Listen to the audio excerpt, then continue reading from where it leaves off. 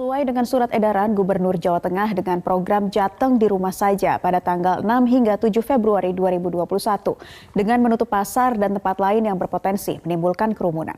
Masih di Kompas Jateng, Saudara, Gubernur Jawa Tengah Ganjar Pranowo mengatakan gerakan Jateng di Rumah Saja mulai diberlakukan di seluruh kabupaten kota di Jawa Tengah pada akhir pekan ini.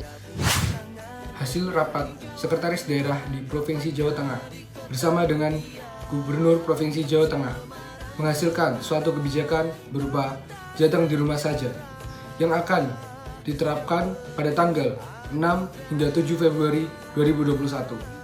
Lalu, bagaimana sistematika pelaksanaan dari kebijakan tersebut dan bagaimana analisa SWOT dari kebijakan yang telah ditetapkan?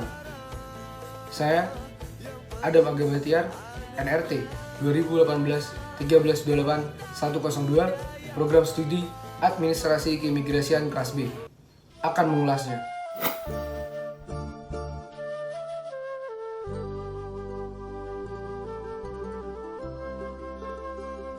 Pemerintah Provinsi Jawa Tengah mengambil kebijakan berupa Jateng di Rumah Saja yang akan mulai diterapkan oleh pemerintah Provinsi Jawa Tengah dari tanggal 6 Februari hingga 7 Februari 2021.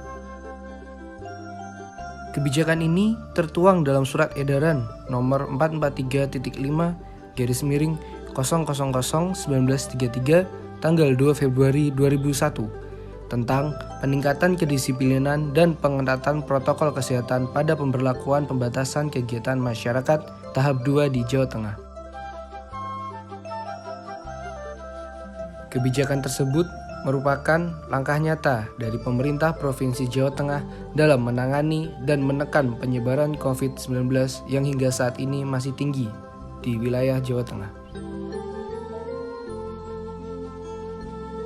Dilansir pada web tanggap COVID-19 Provinsi Jawa Tengah, yang dimana pada Sabtu 6 Februari 2021 telah terkonfirmasi kasus aktif di Jawa Tengah sebanyak 10.472.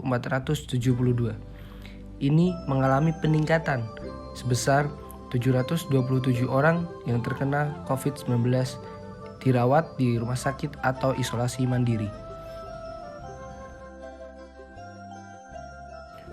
Bapak Gubernur Provinsi Jawa Tengah menggagas kebijakan Jateng di Rumah Saja dengan harapan memberi pemahaman pada masyarakat tentang kedisiplinan yang akan berdampak baik pada penurunan kasus COVID-19.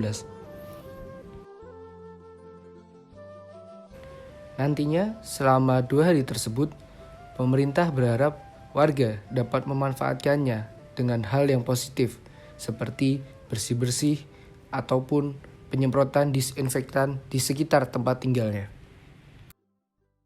Lalu, bagaimana analisa SWOT dari kebijakan pemerintah Provinsi Jawa Tengah yang sudah ditetapkan tersebut? Yang pertama adalah strong atau kekuatan dari kebijakan tersebut.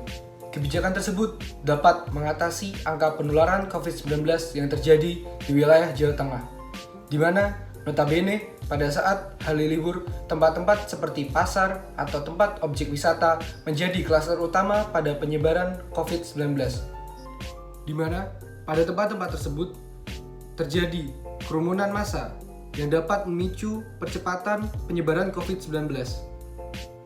Yang kedua adalah weakness atau kelemahan dari kebijakan tersebut. Kebijakan tersebut memiliki kelemahan di mana para pedagang kecil atau pelaku mikrousaha tidak dapat menjalankan roda bisnisnya karena penutupan di beberapa sektor seperti pasar, tempat wisata, dan jalan-jalan utama. Pada hari libur tersebut, biasanya para pelaku usaha mendapatkan keuntungan yang lumayan besar dari hari-hari biasanya. Dengan ditetapkannya kebijakan tersebut, para pelaku usaha akan kehilangan beberapa persen dari keuntungan yang seharusnya ia dapatkan. Yang selanjutnya adalah opportunities atau kesempatan. Dengan diambilnya kebijakan tersebut, maka pemerintah Provinsi Jawa Tengah memiliki kesempatan untuk mendapatkan kepercayaan masyarakat bahwa dengan kesadaran bersama kita dapat menekan angka penularan COVID-19 yang ada di Indonesia ini. Yang terakhir adalah threats atau ancaman.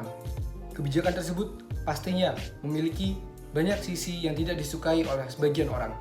Masyarakat yang merasa dirugikan akan bersikap tidak setuju dengan kebijakan pemerintah yang sudah ditetapkan tersebut. Hal tersebut akan menjadi sebuah ancaman apabila masyarakat yang tidak setuju tersebut melakukan dengan aksi nyata, seperti demonstrasi atau pelanggaran-pelanggaran dari kebijakan yang sudah ditetapkan tersebut. Dengan begitu, pemerintah seharusnya sudah siap untuk mengantisipasi ancaman tersebut.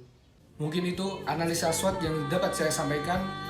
Semoga video saya kali ini dapat memberikan manfaat bagi kita semua. Saya pamit undur diri, sampai jumpa.